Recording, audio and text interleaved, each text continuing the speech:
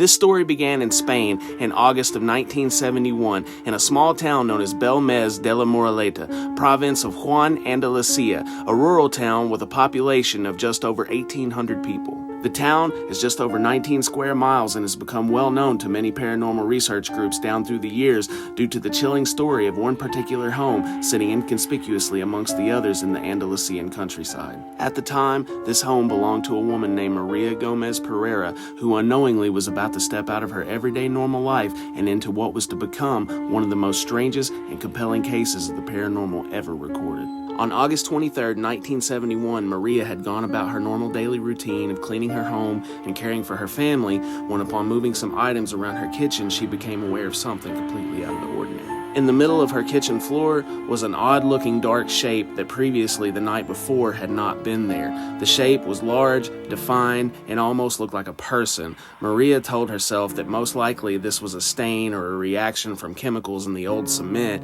However, by the next evening, the shape had not only moved slightly, but had taken on the appearance of a man. The face was very unsettling to her and her family, and Maria decided that she would just clean the image from the floor and try to move on. Maria tried multiple times to remove the image from the cement with soapy bleach water and scrub brushes, but to no avail. The image remained, and stranger still, over a matter of hours, it had become more defined and even seemed to change expressions and almost appear angry, and even creepier still, it had continued to move about the floor. The next evening, Maria's husband sat glancing at the image on the floor and couldn't shake this eerie feeling every time his eyes fell on the face staring back until finally he had had enough. There was definitely something wrong, something dark about the image, and he wasn't having this in their home anymore. He grabbed a pickaxe and began tearing chunks of cement up from the floor until the anomaly was gone. They made arrangements 6 days later, and the rest of the cement was removed and the floor was completely replaced with fresh cement.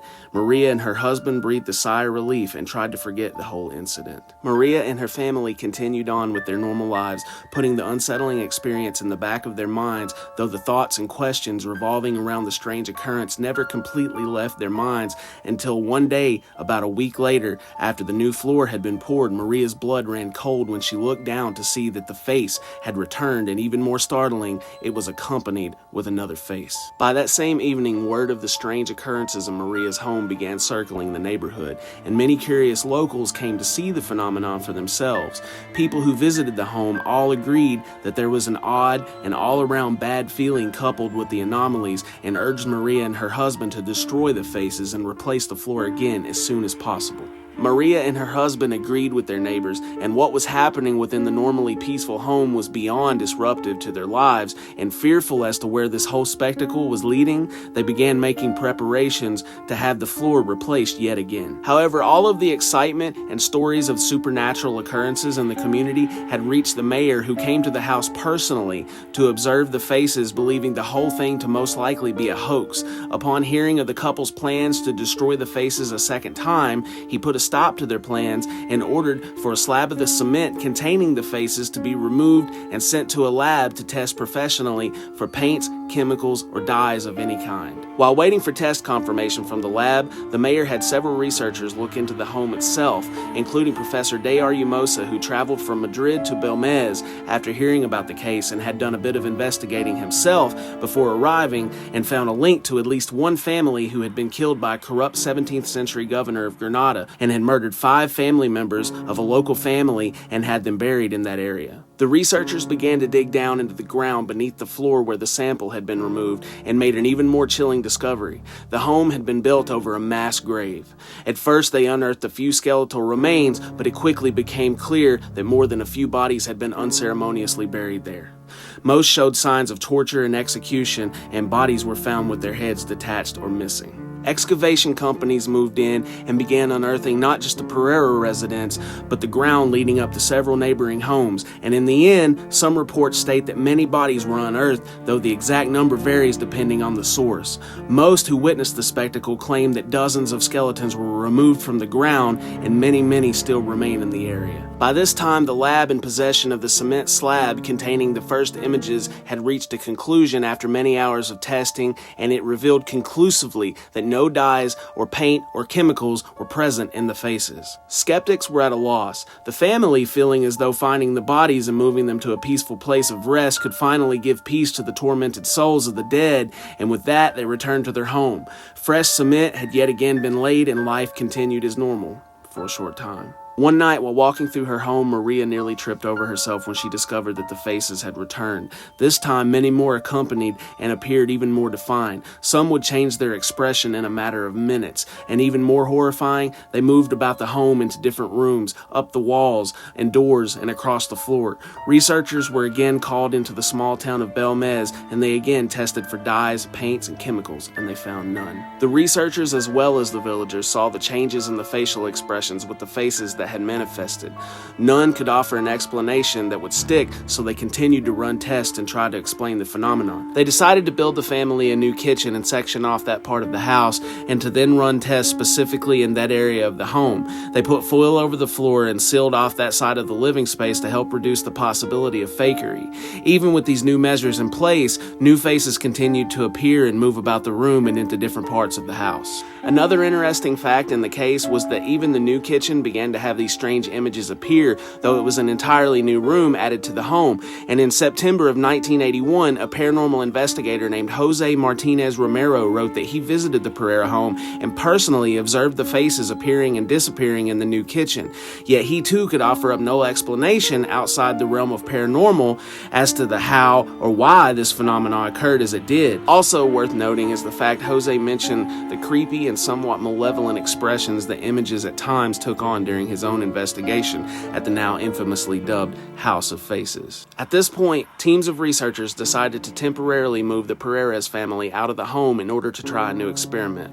They took several videos and thousands of pictures containing every inch of space from inside the home in order to map specific locations of the faces before covering the entirety of the floor, walls, and ceilings with cloth, and then sealing the cloth with wax, ultimately sealing off the home completely, every door, every window, and every possible entry point, and then placing the home under surveillance so as to prevent any fraud. They returned a little over a month later to find that not only had new faces appeared, but others had changed expressions and continued moving about the home, yet the cloth and the wax, as well as the seals on the doors and windows, were not disturbed in any way. During this particular experiment, researchers had also left several audio recording devices running in the unopened home, and once retrieved, the tapes revealed several hours of downright haunting EVP.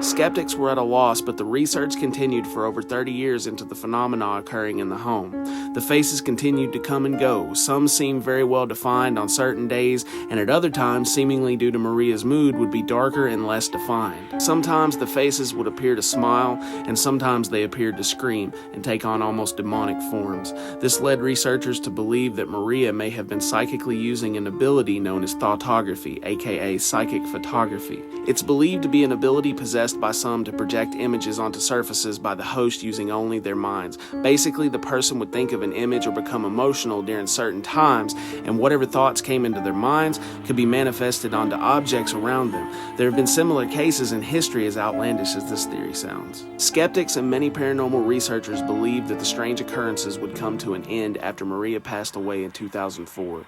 However, the phenomenon has continued to this day. That being said, many believe that it isn't possible that she perpetrated these occurrences in any way, and after her passing, the theory of photography is no longer accepted as a viable conclusion either. Some still believe that Maria's son had something to do with the phenomenon and had somehow perpetrated a hoax. After Maria's death, several samples containing the new faces were sent to be tested at the Institution for Ceramics and Glass, and according to new analysis, there were no traces of paints or dyes, though several premature reports had claimed Maria's son had painted the faces. In the end, this is still considered one of the most perplexing and thought-provoking examples of the paranormal in modern history. The topic of the faces which appeared after Maria's death is is a hotly debated subject among skeptics and believers due to faulty reports and media push from both sides. As it stands, the haunting case of the Faces of Belmez is still an open case and will go down in history as one of the most interesting and frightening paranormal mysteries of our time.